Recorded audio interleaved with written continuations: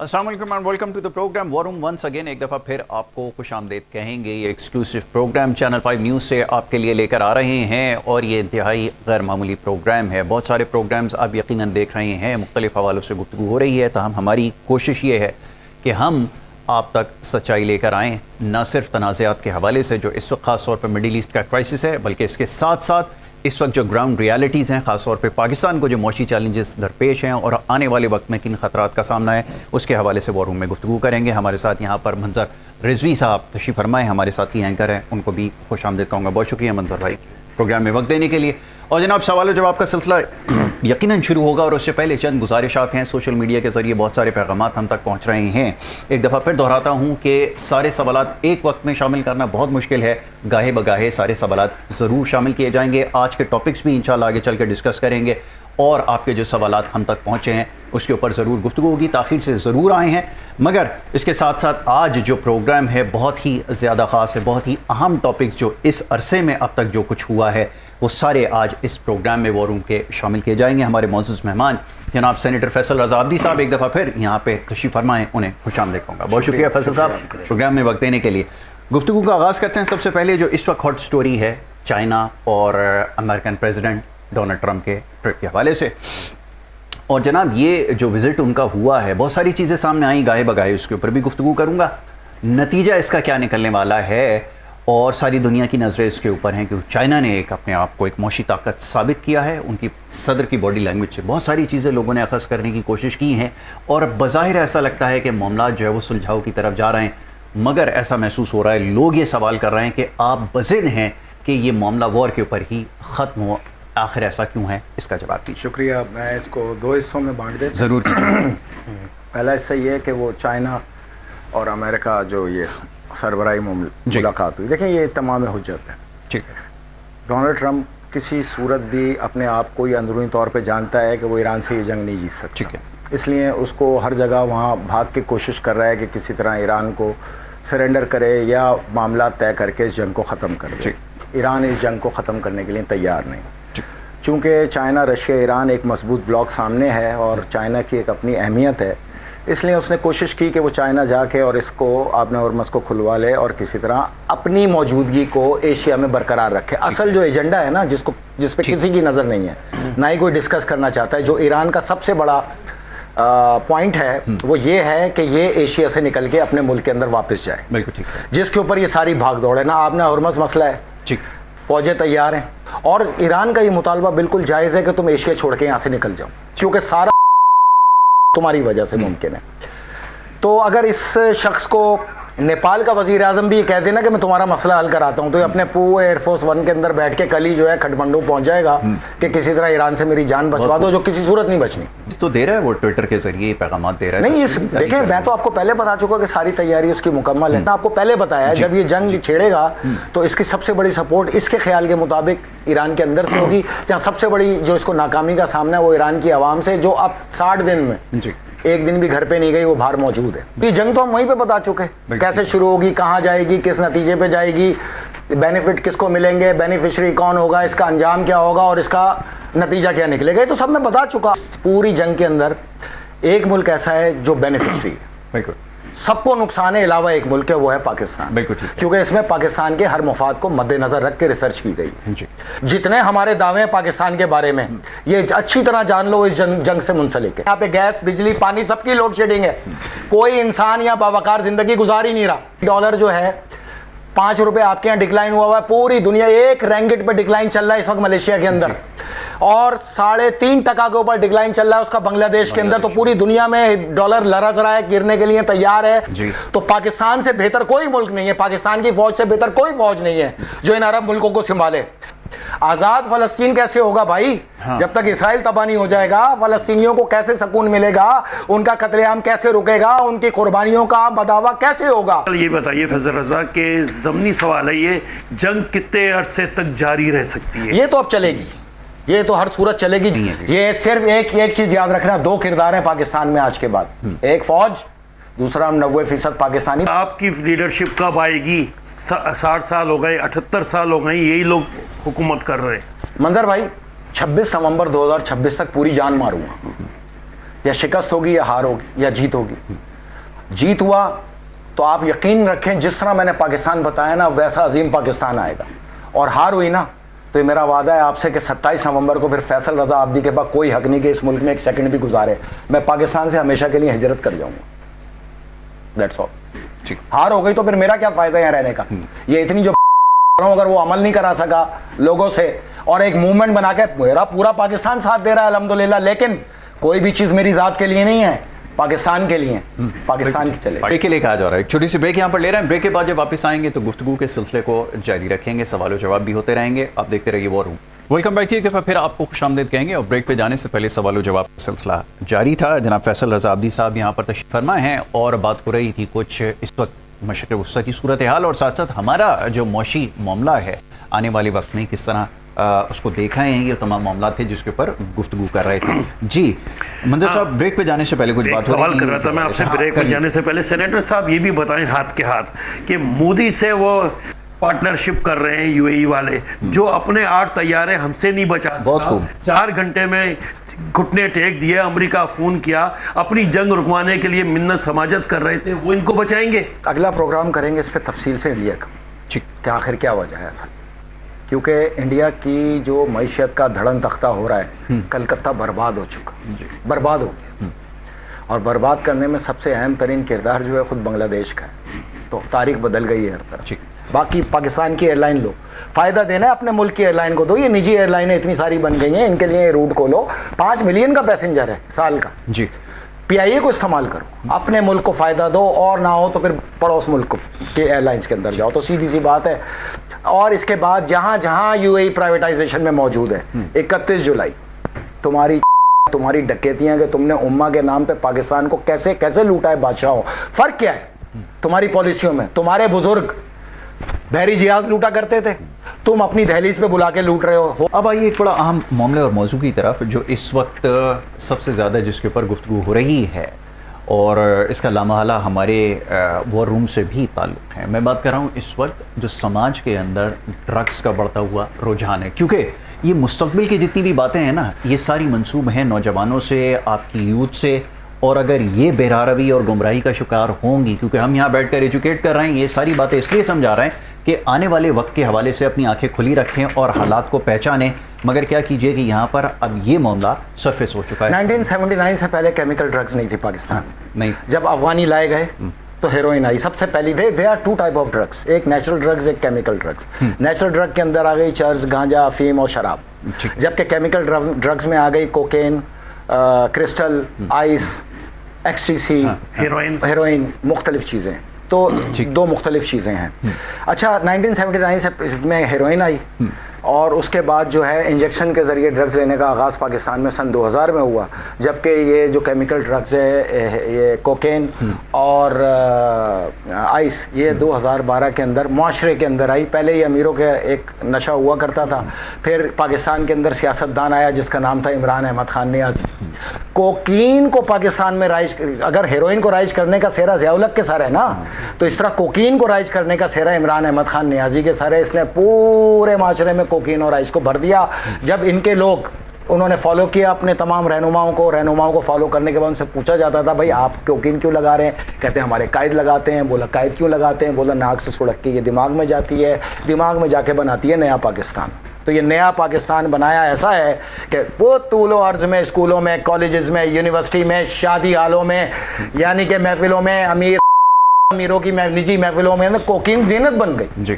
2,25,000 रुपए तोला कोकीन, सोने से इक्वलेंट करीब तरीन सोना फिर एसेट होता है। ये तो दिमाग में जाने के बाद वाइंड अप, और इस वक्त कम से कम 4 करोड़ की आबादी पाकिस्तान की ड्रग्स का शिकार है, ड्रग्स का शिकार है। अच्छा, मैं आपको एक चीज़ बताता चलूँ कि देखें बात क्या है कि पाकिस्तान में एक वज़ीर और एक साबिक अमरीकी सफ़ीर के बच्चे मर गए जी, तो इस पे शोर शुरू हो गया जी।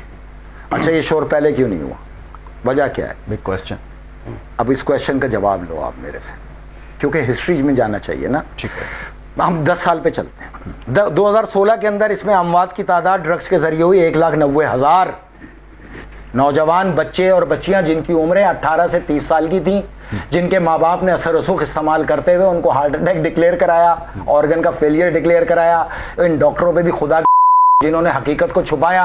हालांकि 18 से 30 साल की उम्र के बच्चों के अंदर हार्ट अटैक और ऑर्गन का फेलियर सिर्फ 2% होता है। 1,90,000 2016 में, 2017 में 2 लाख अमवात ड्रग्स की वजह से। नौजवान बच्चे और बच्चियां मेरे मुल्क का मुस्तकबिल, आप जिस औलाद को परवान चढ़ा के बड़बड़ा करते हो, जिनके सहारे आप ये मेहनतें करते हो, वो कब्र के जीनत बन गए। 2018 के अंदर 2,10,000, 2020 के अंदर 2,25,000, 2021 के अंदर 2,34,000, 2022 के अंदर 2,45,000, 2023 के अंदर 2,55,000, 2024 में 2,75,000, 2025 में और अब तक 3,10,000 रोजाना की अमवात 725। कुल अमवात इस 10 साल के अंदर 23,75,000। इस मुल्क का मुस्तकबिल लुकमा अजल हो गया सिर्फ इस ड्रग्स की वजह से। उस वक्त किसी ने आवाज नहीं उठाई, और जब ये 2 बच्चे मारे गए, एक विफाकी वजीर के और एक सफीर के, तो आवाज ये आई पीपल्स पार्टी के रहनुमाओं की जानिब से अब ड्रग्स के खिलाफ ऑपरेशन होना चाहिए, क्योंकि ड्रग्स हमारे घरों तक पहुंच चुकी है। तो ये क्या इन बच्चों की मौत के ऊपर क्यों आवाज नहीं उठी पाकिस्तान के अंदर? 10 साल हम ये जंग लड़ते रहे और लोगों को बताते रहे कि तुम्हारे माशरे के अंदर ड्रग्स बढ़ चुकी है। तुम्हारा 15 साल से ऊपर का हर बच्चा, 95% बच्चे, चाहे वे स्कूल में हो, कॉलेजेस में हो, यूनिवर्सिटीज में हो, प्राइवेट यूनिवर्सिटीज में हो, प्राइवेट कॉलेजेस में, उनके टक शॉप असल मंशियात फरोशी का सबसे बड़ा गढ़ है, जो कॉलेजेस में, जो यूनिवर्सिटीज में, ये शीशा सेंटर। ये पुलिस वाले 15 करोड़ रुपए हफ्ता भत्ता उठाते हैं इनसे, पाबंदी के बावजूद आज तक चल रहे, खुलेआम ड्रग्स बिक रही है। तो कौन जिम्मेदार है? अगर जमहूरियत है तो हुक्मरान जिम्मेदार है। तुम ही तो जिम्मेदार हो इस मुल्क के अंदर ड्रग्स लाने वाले, तुम नहीं तो ये अफगानी पाले। देखे मेरी बात सुने, नवाज शरीफ के वजीर पकड़े गए ड्रग्स के ऊपर, ये मुलविस। पाकिस्तान पीपल्स पार्टी ने अफगानियों को शनाख्ती कार्ड दिए, उनको अपनी पार्टी के अंदर जगह दी। इनके बल्दियाती नुमाइंदे, इनके अराकीन असेंबली भी अफगानी है, आज भी अफगानी है। उनके शनाख्ती कार्डों के ऊपर केसेस हैं, उसके बावजूद यहाँ पर उनको ऑफिस बेरर बनाया गया, उनको खुली छूट दी गई। तो तुमने तो इस ड्रग्स को खुद आम किया है, क्योंकि इसकी सबसे बड़े पैरवी करने वाले तो खुद अफगान है। इन अफगानों ने तो सारी ड्रग्स फैलाई है यहाँ पे पूरे पाकिस्तान के अंदर। आज भी ये धड़ल्ले से ड्रग बेच रहे हैं। कौन कहता है नहीं बिक रही? आज भी बिक रही है। निजी महफिलें उस वक्त तक अहमियत इख्तियार नहीं कर सकती जब तक यहाँ पे कोकीन और आइस ना हो। कैसे नहीं है? पुलिस वाले का बच्चा ड्रग्स का शिकार, सियासतदान का बच्चा ड्रग्स का शिकार, लीडरों के बच्चे ड्रग्स के शिकार, वुज़रा के बच्चे ड्रग्स के शिकार। तुमने ये 2 देखे, अल्लाह ताला का मुकाफात अमल आया तुम पर।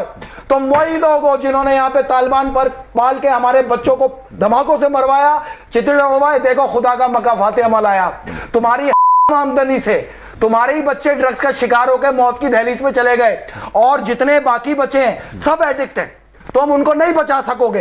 ये अल्लाह ताला का मकाफात अमल है और कानून हरकत है। जो तुमने यहाँ जहर फैलाया, आज तुम्हारे बच्चे उसका शिकार हो गए। तुम अपनी आमदनी लगाओ, उनको बचा के दिखाओ। पाकिस्तान में रिहैबिलिटेशन सेंटर ही नहीं है। अच्छा, इसमें सारी मेरी बात सुने थोड़ा सा। Intelligence, let me complete that tool. जी, कराची 35%, लाहौर 25%, पिशावर 18%, इस्लामाबाद 10%, कोयटा 12%। अब पूछना आपसे ये है कि भाई ये जो, अच्छा सुने, इसमें कॉज ऑफ डेथ 22 से 20% लोग मरे। एचटीसी, नाच गाने के लिए जो टैबलेट इस्तेमाल की जाती है डांस पार्टियों में, 15%, पोली ड्रग्स 41%, कोकेन 24%। 2023 से लेकर 2025 तक 1073 टन यहाँ पे ANF ने ड्रग्स को पकड़ा। ये कितने हो गए? 1,07,300 किलो। आपको पता है ये 4 करोड़ लोग कितनी बड़ी इकोनॉमी को अपने अंदर जाया कर रहे हैं, और वो कितने मजबूत हो रहे हैं अफगानी पाकिस्तान के अंदर। कल को यही खारजी बन के तुम्हारे ऊपर आएंगे। आज तुम्हें ड्रग पिला के मार रहे हैं, कल तुम्हारी गर्दनें उतार के ये मारेंगे। सब तुम्हारा किया धरा है। पाकिस्तान पीपल्स पार्टी 30 अरब रुपए महीना वसूल करती है इन ड्रग्स से। आज यहाँ पे मासूम बन के बैठे हुए, तुम ही तो जिम्मेदार हो। लेकिन आप याद रखना, ये 2 मौतें नहीं है, आए दिन सुनोगे। और ये इस गरीब आवाम की तुम्हें वो बद्दुआएं जिनके लिए तुमने मुल्क को लूटा, उन्हीं को कब्र में उतारोगे इस ड्रग्स की वजह से, इंशाल्लाह। ठीक। अच्छा, एक चीज़ और पूछ लूँ, फिर मंजर साहब के सवाल की तरफ आ जाएंगे ज़रा। इस सारे एपिसोड में ये जो सब कुछ हो रहा है, इंटेलिजेंशिया कहाँ है, वो जिम्मेदार लोग कहाँ हैं? एक भाई आप नहीं पकड़, जिम्मेदारी है ना भाई, आप नहीं पकड़ सकते। उसकी वजह है, देखें, ये इसके 4 रूल हैं। ड्रग्स कार्टेल, होलसेलर, ठीक है, डिस्ट्रीब्यूटर और सप्लायर। ड्रग्स कार्टेल, होलसेलर और डिस्ट्रीब्यूटर चंद हैं, लेकिन जो सप्लायर हैं वो कराची और लाहौर और इस्लामाबाद 3 शहरों में 2 मिलियन है। ये कैसे बने? इन अफगानियों ने यहाँ घर खरीदे, घर खरीदने के बाद नौजवान नस्ल के कॉलेज और यूनिवर्सिटी के बच्चों को अपने यहाँ दावत पे बुलाया, दावत पे बुला के लकीरें लगवाई, चलो मजा लो, खूब लकीरें लगाओ। दूसरे हफ्ते फिर बुलाया, फिर फ्री में लकीरें लगवाई, फिर तीसरे हफ्ते फिर बुलाया। अब तो वो एडिक्ट हो गए। क्या किया इन्होंने फिर हाल? ये गरीब बच्चे 2,25,000 रुपए तोला थोड़ी खरीद सकते हैं। लड़कियों को इन्होंने जिस्म फरोशी पे मामूर कर दिया और अफसरान को पेश करना शुरू किया अपनी दावतें बुला के। बड़े बड़े पुलिस अफसरान ये जो यहाँ पे तवंगर बने फिर रहे हैं, ये सब के सब इस्तेसाल करते रहे। तुम एप्स्टीन फाइल भूल जाओगे जिस दिन फैसल रजा अब्दी ने खोला यहाँ इनका किरदार, भूल जाओगे। एप्स्टीन फाइल की कोई हैसियत नहीं है। और नौजवान बच्चों को इन्होंने सप्लाई पे लगा दिया। जाओ कॉलेजों में बेचो, जाओ यूनिवर्सिटी में बेचो, जाओ अपने बच्चों के जाके कल से मेडिकल एग्जामिन कराओ। कोई शर्म आया कि उसमें जरूरत नहीं है। इससे पहले कि कल नुकसान हो जाए, उनको बचाने का सबब करो। पाकिस्तान में 90% 15 साल से 30 साल तक के नौजवान लड़के और लड़कियां ड्रग एडिक्ट हैं। इस चीज को कबूल करो।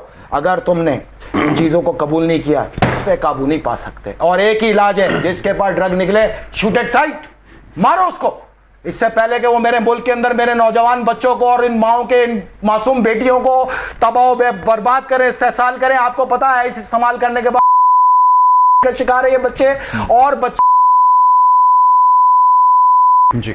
तो अपने माशरे को बचाने के लिए स्ट्रेट जाना है, स्ट्रेट सीधा गोली मारो। जिसके पास ड्रग मिले, जो ड्रगिस्ट हो, जो उसके पीछे सियासतदान हो, जो उसके पीछे लीडर हो, शूट एट साइट, मारो वहीं पर। इसके बगैर कुछ नहीं हो सकता। ये जहर है, ये फैल चुका है माशरे में, ये शरियानों में फैल गया। कैसे रोकोगे भाई? Zero tolerance. अगर पाकिस्तान को बेहतर बनाना है और माशरा बेहतर करना है, आज जो बच्चा पैदा हुआ उस पर मेहनत का आगाज करो। 20 साल बाद ये माशरा सुधरेगा। ये ओवर द नाइट कुछ नहीं हो सकता। इस गवर्नमेंट से आप उम्मीद रख रहे हैं कि ये गोलियां मारेंगे ड्रग्स माफिया को? मैं हमारी उम्मीद सिर्फ फौज है, लीडरों पे। ये लीडर हैं, ये इन्होंने ही तो सारा ये माशरे के अंदर जहर भरा है। इन्होंने ही तो चंदे लेते हैं ड्रगिस्ट से इलेक्शन के दिनों में और फिर उनको पूरी प्रिविलेज देते हैं। जब आपका मुंतखब वजीर आजम कोकीन का शिकार हो, तो मेरे भाई कौम कैसे बच सकती है? It's impossible. वो जो जेल में बैठा हुआ है, असल सबसे बड़ा किरदार तो वो है कोकीन और आइस का, और ज़ियाउल का हेरोइन का। और उसके बाद पीपल्स पार्टी है अफगानियों को फैलाने वाली। हर कोई इसमें जिम्मेदार है। कोई जमहूरियत जब तक है, हुक्मरान ही जिम्मेदार है, वजीर आजम जिम्मेदार है, वजीर आला जिम्मेदार है। ये टोपी ड्रामे जब तक बंद नहीं होंगे पाकिस्तान में कि एस्टेब्लिशमेंट जिम्मेदार है, वो जिम्मेदार है ना। जमहूरियत है तो ये वजीर आजम और वजीर आला जिम्मेदार है। That's all. इस पे चलना है। फैसल अब अगला मौजू भी लेते हैं। ऑयल प्राइसेस के हवाले से भी बताएं। बांग्लादेश में नहीं बढ़े, इंडिया में नहीं बढ़े। हमको सबसे ज़्यादा बेनिफिट ईरान ने दिए। हमारे 20 के 20 जहाज़ भी गुजर गए, लेकिन एक ऐसा आया कि 61% प्राइसेस बढ़ चुके हैं। मतलब एक ऐसा हो गया है कि गरीब आदमी के लिए रोटी खाना जो है वो भी मुश्किल हो गया। कितना टाइम है हमारे पास? हमारे पास 7 मिनट हुआ। ओके, स्पीड से चलते हैं। देखिए, मौला अली का कॉल है, हर शख्स अपने अल्फाज के पीछे छूटे। ठीक है। तरीका पहचान क्या है?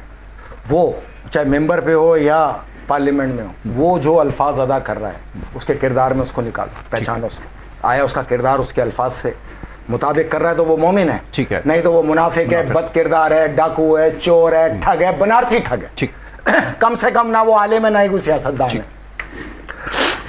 अब मैं आपको बताऊं, बचपन से हम सुनते आ रहे हैं कि इन लीडरों को, आप भी सुनते आ रहे हैं, मैं भी सुनता रहा हूं, पाकिस्तान धरती माँ है, पाकिस्तान माँ का दर्जा रखती है, पाकिस्तान हमारी जान है, हमारी शान है, हमारी आन है, पाकिस्तान है तो हम हैं, सबसे पहले पाकिस्तान है। सुनते हैं ना? सुनते हैं या नहीं सुनते? अच्छा, अब आपसे सवाल है, आप दोनों से, ठीक, कि 2 पंप है आपके घर के पास, 2 पंप है।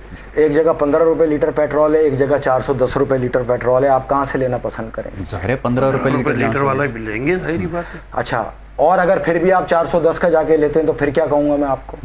फिर ये मतलब हम बेवकूफ़ हैं जो हम इतना महंगा पेट्रोल खरीद रहे हैं, या फिर हमारे कोई ज़राए और दूसरे आमदन है तभी हम ये कुछ कर सकते हैं। यही हो सकता है बिल्कुल।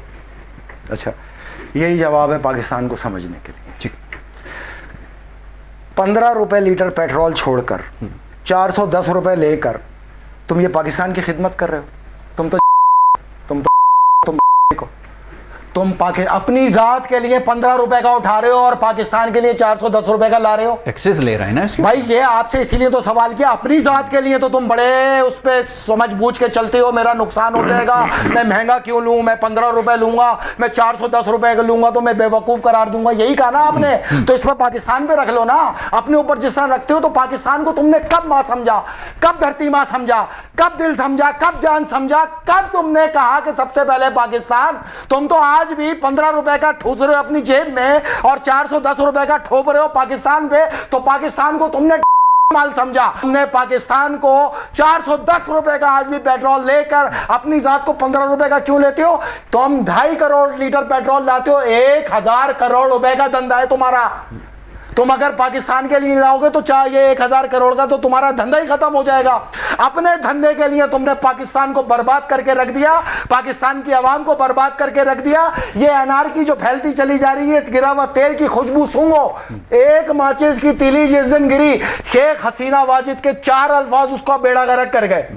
4 अल्फाज कि हम फ्रीडम फाइटर के लिए करेंगे, हम रजाकारों के लिए की औलादों के लिए क्यों करें। और उसके बाद बांग्लादेश में वो तबाह हो गई। तुम्हारी तबाही बिल्कुल सामने नजर आ रही है। जिस दिन एक माचिस की तीली गिरी तुम्हारे महलात के अंदर, तुम आवाम का कब तक इम्तिहान लोगे, कब तक इस आवाम रुसवा करोगे? हमारे बाप दादों ने ये पाकिस्तान इसलिए बना के तुम्हें दिया कि तुम इसको लूटो।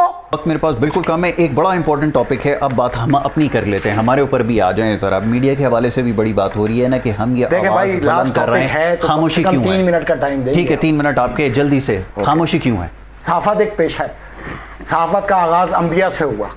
जब आईन खुदा की किताबें नाजिल हुई, तौरात, ज़बूर, इंजील, कुरान मजीद, उस आइन के तहत जो तशरीह की गई और इस तशरीह को आगे बढ़ाने वाले सहाफ़ी कहते हैं। ये मुकद्दस पेशा। हाँ। मसला तो ये है कि इस पर सहाफ़त खामोश क्यों है, इस जुल्म के ऊपर सहाफ़त खामोश क्यों? उसकी वजह है, मैं एक मिसाल देता हूँ और इनमें तमाम TV चैनल के मालिकान, अखबार के मालिकान को कहता हूँ, देखो 26 नवंबर तक हमने तुमसे तकाजा किया है कि ये धंधे बंद कर दो, नहीं तो आज तो मैं तुम्हारे नाम नहीं ले रहा, इशारतन करके जा रहा हूँ। अगले प्रोग्राम में तुम कितने बड़े ब्लैकमेलर हो, तुम सहाफ़ी, तुम्हारे मुंह पे उठा के दे के मारूंगा, फिर मैं नहीं छोड़ूंगा। हमारे तुम्हारी कोई दुश्मनी नहीं।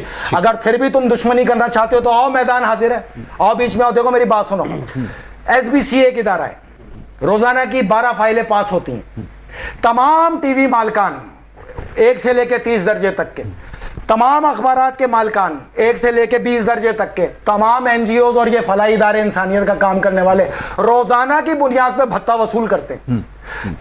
4 लाख रुपए एक TV वाला एक रोजाना का भत्ता अपने बीट रिपोर्टर के जरिए वसूल करता है। 13 इदारों में कराची के रोजाना के आप 1 करोड़ रुपए महीना, और 13 इदारों में आप 10 करोड़ रुपए महीना सिर्फ 13 इदारों से उठाते हैं। इसीलिए तो आवाज नहीं निकलती। ये जितने एंकर बैठे हैं इनसे बोलते हैं, तुम दुनिया की उस पर बात करते हो, आओ या तो बोलो कि मैं झूठ बोल रहा हूं, नहीं तो अपने मालिकान के किरदार पे बात करो। तुम अगर सहाफी हो तो तुम्हारे TV पे अल्फाज दूसरे होते हैं, YouTube के ऊपर दूसरे होते हैं। इससे बड़ी मुनाफकत क्या होगी? तुमने अगर सच बोलना है तो पूरा बोलो, नहीं तो 50 करोड़ रुपए वी मालिक की मैं रिश्वत यहां पे खोलूंगा, इसकी ब्लैकमेलिंग खोलूंगा और नाम ले लेके खोलूंगा। अब मैं 26 नवंबर तक कोई आसरा नहीं है, स्ट्रेट अवे जाएंगे। हम तो बर्बाद हैं, तुमने तो हमें बर्बाद किया है। आओ बर्बाद आदमी से टकरा के देखो तुम्हारा कैसा। आओ मैदान में। ठीक हो गया, 31 जुलाई लास्ट डेट, खत्म हो गया। और सवालात और भी हैं, लेकिन वक्त जो है वो बिल्कुल ख़त्म हो चुका है। और जनाब ये कि इस हफ्ते में मार्का हक के हवाले से भी जो है वो सिलसिला जारी रहा। और मार्का हक पे एक जुमला हदिया कर दीजिए, उसके बाद मुझे इजाज़त। ऐसा हदिया करेंगे ना 26 नवंबर को, हर तरफ मार्का हक नजर आएगा, इंडिया को तबाह बर्बाद कर देंगे। अगला हमारा पाकिस्तान से इसका वास्ता ही नहीं है, ठीक, बाहर रह के करेंगे। ठीक हो गया इंशाल्लाह। चलें जी, वक्त हमारे पास यहाँ पे बिल्कुल ख़त्म हो जाता है। इंशाल्लाह नेक्स्ट टाइम आपसे मुलाकात होगी। यासिर हुसैन, मंजर रिजवी साहब, सेनेटर फैसल रज़ा आब्दी और हमारी पूरी टीम को अब इजाज़त दीजिए। अल्लाह के